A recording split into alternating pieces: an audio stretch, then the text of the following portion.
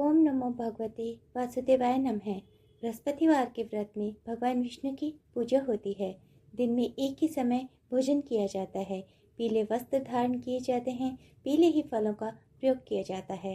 भोजन भी चने की दाल का होना चाहिए। नमक नहीं खाना चाहिए। पीले रंग का फूल, चने की दाल, पीले कपड़े तथा पीले चंदन से पूजा करनी चाहिए। पूजन के पश्चात कथा सुननी चाहिए। यह व्रत करने से बृहस्पति देवता अति प्रसन्न होते हैं तथा धन, अन्न और विद्या व रूपवान पत्नी का लाभ प्राप्त होता है। स्त्रियों के लिए यह व्रत अति आवश्यक और अति फलदायी होता है। इस व्रत में केले का पूजन किया जाता है। पूजन करने के पश्चात प्रेम पूर्वक गुरु महाराज की कथा सुननी चाहिए। प्राचीन समय की बात है। भारत में एक प्रतापी और महादानी राजा राज्य करता था। वह गरीबों की सेवा करता था, ब्राह्मणों को दान देता था, कुएं, तालाब, बाग बगीचे आदि लगाता था। परंतु यह सब दान पुण्य और धार्मिक कार्य उसकी रानी को पसंद नहीं आते थे और वह राजा को भी ऐसा करने से मना किया करती थी। एक दिन राजा शिकार खेलने के लिए वन को गए हुए थे। रानी अपने महल में अकेली बैठी हुई थी। उस समय बृहस्पति देव साधु के वेश में रानी के पास आए और भिक्षा मांगने लगे। रानी ने भिक्षा देने से मना किया और कहा, साधु महाराज, मैं तो इस दान पुण्य से परेशान हो गई हूँ। मेरे पति सारा दिन धन का दान पुण्य करते हैं, इससे मेरा मन बहुत दुखी होता है। मेरी यही इच्छा है कि हमारा धन नष्ट हो जाए और मैं पूरे आराम से रह सकूं। इस पर साधु रूप में आए हुए गुरु बृहस्पति ने रानी को बहुत समझाया और कहा, रानी, तुम इस धन का दान करो, पुण्य कर्मों में लगाओ, तालाब, बाग बगीचे आदि का निर्माण कराओ।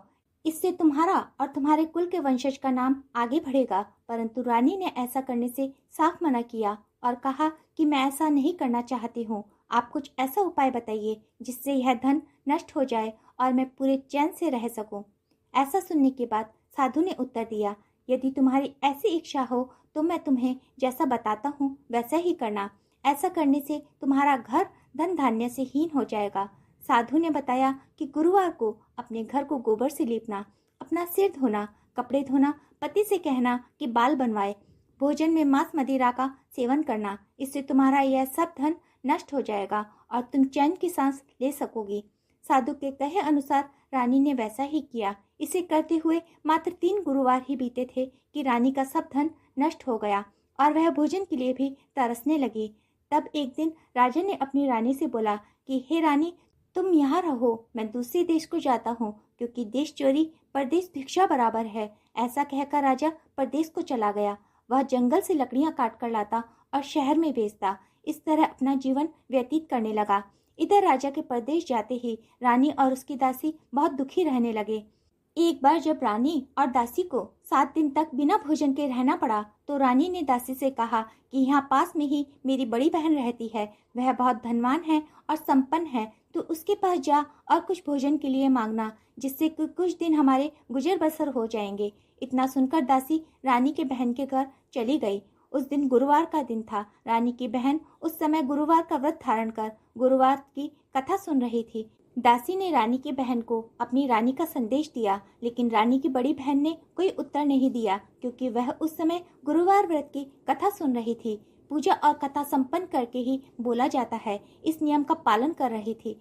इससे रानी द्वारा भेजी गई दासी बहुत दुखी हुई और घर आकर रानी से कहा कि मैंने आपकी बहन को अपना सारा हाल सुनाया है, परंतु उसने कोई उत्तर नहीं दिया। इससे रानी बहुत दुखी हुई और उसने अपनी दासी से कहा, हे दासी, जब बुरे दिन आते हैं तो कोई नहीं सुनता है। ऐसा बोलकर रानी अपने भाग्य को कोसने लगी।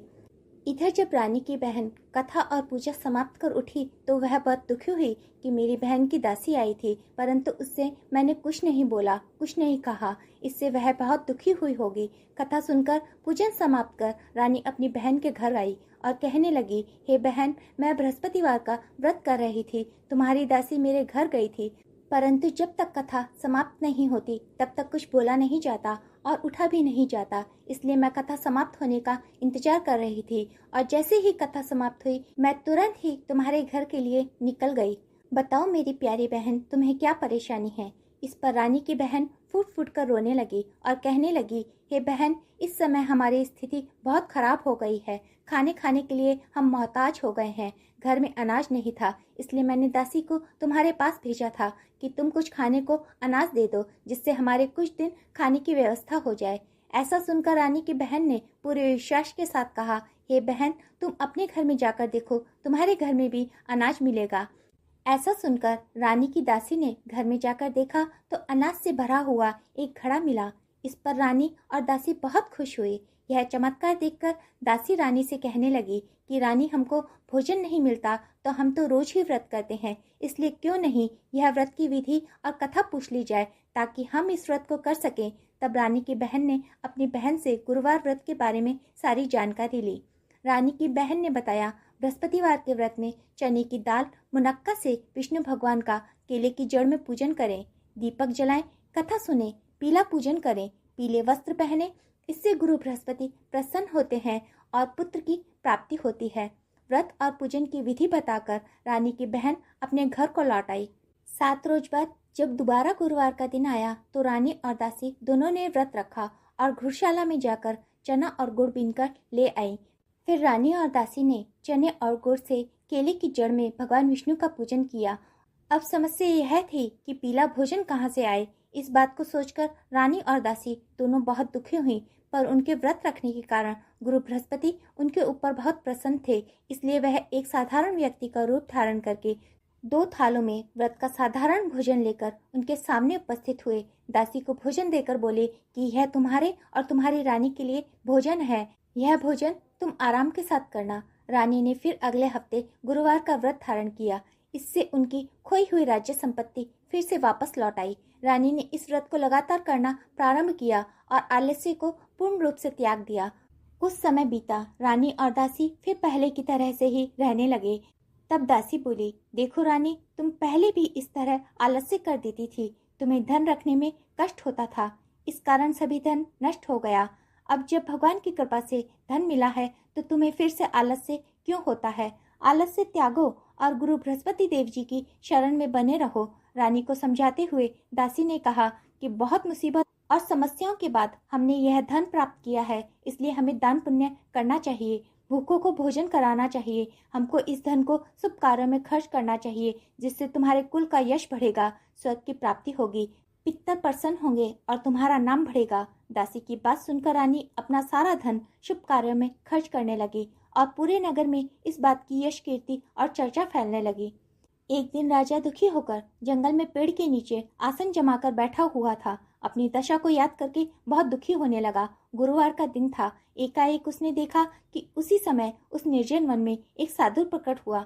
साधु के वेश में वह गुरु बृहस्पति थे। लकड़हारे के सामने आकर बोले, लकड़हारे, सुनसान जंगल में तुम किस व्यर्थ चिंता में बैठे हुए हो। लकड़हारे ने हाथ जोड़कर गुरुदेव को प्रणाम किया और अपनी सारी पुरानी बातों को वह गुरु बृहस्पति के सामने कहने लगा। महात्मा जी ने कहा, हे राजा, तुम्हारी रानी ने गुरु बृहस्पति देव का अनादर किया था, जिस कारण तुम्हें यह कष्ट भोगना पड़ा। अब तुम चिंता न करो और मेरे कहे हुए मार्ग पर चलो, तुम्हारे सब कष्ट दूर हो जाएंगे और पहले से भी अधिक धन संपत्ति भगवान की कृपा से तुम्हें प्राप्त होगी। तुम बृहस्पतिवार के दिन कथा किया करो। 2 पैसे के चने मुनक्का लाकर उसका प्रसाद बनाओ। शुद्ध जल के लोटे में शक्कर और हल्दी मिलाकर केले के पेड़ का पूजन करो और तत्पश्चात इस कथा को स्वर्ण किया करो। साधु के ऐसे वचन सुनकर लकड़हारा बोला, हे प्रभु, मुझे लकड़ी बेचकर इतना पैसा नहीं मिलता जिससे भोजन के उपरांत मैं कुछ बचा सकूं। मैंने रात्रि के स्वप्न में अपनी रानी को व्याकुल देखा है। मेरे पास कुछ भी नहीं जिससे मैं उसकी खोज खबर ले सकूं। इस पर गुरु बृहस्पति ने कहा, तुम किसी बात की चिंता मत करो। तुम रोजाना की तरह लकड़ियां लेकर जाओ। तुमको रोज से दुगना धन मिलेगा, जिससे तुम भली भांति पूजन और व्रत कर सकोगे। इतना कहकर साधु वहां से अंतर्ध्यान हो गए। धीरे धीरे समय बीतने लगा और फिर वही बृहस्पतिवार का दिन आया। लकड़हारा जंगल से लकड़ी काटकर शहर में बेचने गया। उस दिन उसे रोज से दुगना धन प्राप्त हुआ और उस धन से वह गुरु बृहस्पति देव जी की पूजा की संपूर्ण सामग्री खरीद कर लाया और पूर्ण श्रद्धा और भक्ति भाव के साथ उसने व्रत और पूजा संपन्न की। परंतु दूसरे सप्ताह राजा व्रत करना भूल गया। इस कारण बृहस्पति देव नाराज हो गए। उस दिन उस नगर के राजा ने विशाल यज्ञ का आयोजन किया था और पूरे शहर में यह घोषणा करा दी थी कि कोई भी मनुष्य अपने घर का चूल्हा न जलाए। सभी राजा के यहाँ निमंत्रण में भोजन करने को पहुंचे। राजा की आज्ञा मानकर नगर के सभी लोग राजा के यहाँ निमंत्रण में शामिल हुए। लकड़हारा कुछ देर में पहुंचा। देर से पहुंचने के कारण राजा उसे स्वयं अपने महल के भीतर ले गए और ले जाकर भोजन करा रहे थे। तब रानी की दृष्टि उस खूंटी पर पड़ी जिस पर उसका नौलखा हार लटका हुआ था। वह वहां दिखाई नहीं दिया। इसलिए रानी व्याकुल होकर राजा से इस बारे में बात करने लगी और राजा और रानी ने लकड़हारे को उस हार का चोर साबित कर दिया और उसे कारागृह में डलवा दिया। लकड़हारा जब कारागृह में पड़ गया तो बहुत दुखी होकर विचार करने लगा कि न जाने कौन से जन्म के कर्म से मेरे लिए दुख प्राप्त हुआ है, और उस साधु को याद करने लगा जो उसे जंगल में मिला था। गुरु बृहस्पति अपने भक्तों की करुण पुकार पर तुरंत वहां प्रकट हुए और उसकी दशा को देखकर कहने लगे, हे मूर्ख, तूने बृहस्पति देव की कथा पूजा नहीं की, इस कारण तुम्हें दुख प्राप्त हुआ है।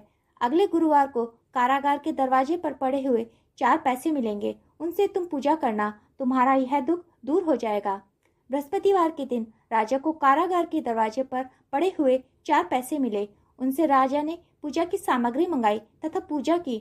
उसी रात्रि उस नगर के राजा को यह सपना आया कि यह व्यक्ति निर्दोष है। रानी का हार उसी खूंटी पर लटका हुआ है, उसे छोड़ दो, नहीं तो मैं तुम्हारे राज्य को नष्ट कर दूंगा। इस तरह रात्रि के स्वप्न को देखकर राजा प्रातःकाल उठा और खूंटी पर लटका हुआ रानी का नौलखा हार देखा। इससे वह लकड़हारे को, जिसको कि जेल खाने में बंद कर दिया था, उसको बुलाया, योग्य सुंदर वस्त्र आभूषण देकर उसे नगर से विदा किया तथा उससे क्षमा प्रार्थना की। राजा जब अपने नगर के निकट पहुंचा तो उसे बहुत ही आश्चर्य हुआ। नगर में पहले से अधिक बाग, तालाब और बहुत सी मंदिर, धर्मशालाएं इत्यादि बन गए हैं। राजा ने पूछा, यह सब किसका है? तो नगर के सभी लोग कहने लगे, यह सब रानी और बांदी के हैं। तो इस पर राजा को बहुत आश्चर्य हुआ और बहुत क्रोध भी आया। उधर जब रानी ने यह समाचार सुना कि राजा आ रहे हैं तो उन्होंने बांदी से यह कह दिया कि हे बांदी, राजा हमारी ऐसी हालत देखकर कहीं वापस न लौट जाएं, इसलिए तू दरवाजे पर खड़ी हो जा। आज्ञा अनुसार दासी दरवाजे पर खड़ी हो गई। राजा आए तो उनके अपने साथ महल में लिवा लाई। तब राजा ने क्रोधित होकर अपनी रानी से पूछा, यह सब धन तुम्हें कैसे प्राप्त हुआ है? तो उन्होंने कहा, यह सब धन हमें गुरु बृहस्पति देव जी के व्रत के प्रभाव के कारण मिला है। यह सब सुनकर राजा ने निश्चय किया कि 7 दिन के बाद फिर गुरुवार आएगा तो उस दिन मैं पूजन करूंगा और विधि विधान के साथ व्रत धारण करूंगा और दिन में प्रतिदिन मैं 3 बार कहानी सुना करूंगा। अब हर रोज राजा के दुपट्टे में चने की दाल बंधी रहती तथा वह दिन में 3 बार कहानी कहा करता। एक रोज राजा ने यह विचार किया कि चलो अपनी बहन के यहाँ हो आते हैं। इस तरह निश्चय कर राजा घोड़े पर सवार हो अपनी बहन के यहाँ चलने लगा। मार्ग में उसने देखा कि कुछ आदमी एक मुर्दे को लेकर जा रहे हैं। उन्हें रोककर राजा कहने लगा, अरे भाइयों, मेरी बृहस्पतिवार की कथा सुन लो। इस पर कुछ लोग क्रोधित हो गए और बोले कि इधर हमारे आदमी की मृत्यु हो गई है और उधर तुम्हें अपनी कथा की पड़ी है। परंतु कुछ बुद्धिजीवी लोग बोले कि नहीं, इसकी कथा को सुन लेते हैं। कथा आदि जैसे ही पहुंची, मुर्दा हिलने लगा और जब कथा समाप्त हुई तो वह मनुष्य राम राम करके उठ खड़ा हुआ।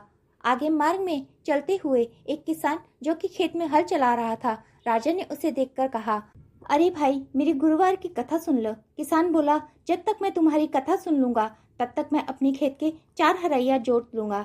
अपनी कथा किसी और को सुनाना। इस तरह राजा आगे चलने लगा। राजा के हटते ही किसान का बैल पछाड़ खाकर गिर गया तथा किसान के पेट में बड़ी जोर का दर्द होने लगा। उस समय किसान की माँ उसके लिए रोटी और पानी लेकर आई थी।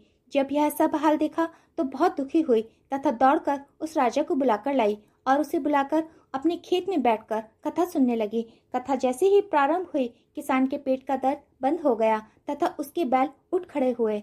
राजा अपनी बहन के घर पहुंचा। बहन ने भाई का खूब स्वागत और सत्कार किया। दूसरे दिन प्रातःकाल राजा जगा तो देखने लगा कि सभी लोग भोजन कर रहे हैं।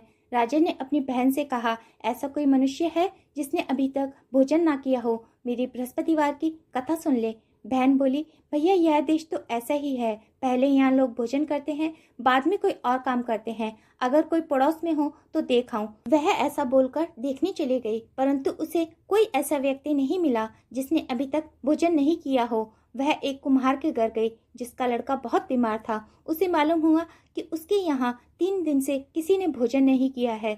रानी ने अपने भाई की कथा सुनने के लिए कुम्हार से कहा। वह तैयार हो गया। राजा ने जाकर गुरुवार की कथा कही, जिसको सुनकर कुम्हार का लड़का ठीक हो गया। अब तो राजा की बड़ी प्रशंसा होने लगी। एक रोज राजा ने अपनी बहन से कहा, हे बहन, अब हम अपने घर को जाएंगे, तुम भी तैयार हो जाओ। राजा की बहन ने अपनी सास से आज्ञा मांगी तो सास ने कहा, तू चली जा, परंतु अपने बच्चों को मत ले जाना, क्योंकि तेरे भाई के कोई संतान नहीं होती। बहन ने अपने भाई से कहा, हे भैया, मैं तो चलूंगी, परंतु कोई बालक नहीं जा पाएगा, क्योंकि माता जी की आज्ञा नहीं है। इस पर राजा बोला, जब बालक ही नहीं चलेगा तो तुम ही चलकर क्या करोगी। बड़े दुखी मन से राजा अपने नगर को लौट आया। घर लौटकर राजा ने अपनी रानी से कहा, हे रानी, हम निसंतान हैं, इसलिए कोई हमारा मुंह देखना नहीं चाहता। और ऐसा बोलकर राजा ने भोजन इत्यादि नहीं किया और अपने महल में जाकर विश्राम करने लगा। रानी बोली, प्रभु बृहस्पति देव ने हमें सब कुछ दिया है, वह हमें संतान भी अवश्य ही देंगे। उसी रात बृहस्पति देव ने स्वप्न में कहा कि राजा उठ, तेरे दुख के दिन समाप्त हुए, तेरी रानी गर्भ से है। राजा गुरु बृहस्पति देव की यह बात सुनकर बहुत ज्यादा प्रसन्न हुआ।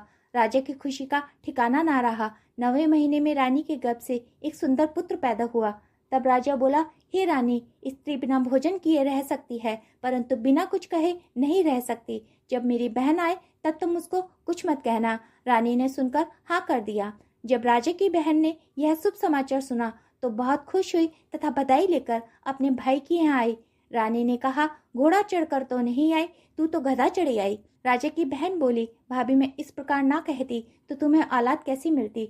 बृहस्पति देव ऐसे ही हैं, जैसे जिसके मन में मनोकामना है सभी को पूर्ण करते हैं। प्रेम पूर्वक जो इस व्रत को धारण करता है, इस कथा को सुनता है और पढ़ता है, उसकी सभी मनोकामनाएं गुरुदेव की कृपा से पूर्ण हो जाती हैं। ओम नमो भगवते वासुदेवाय नमः।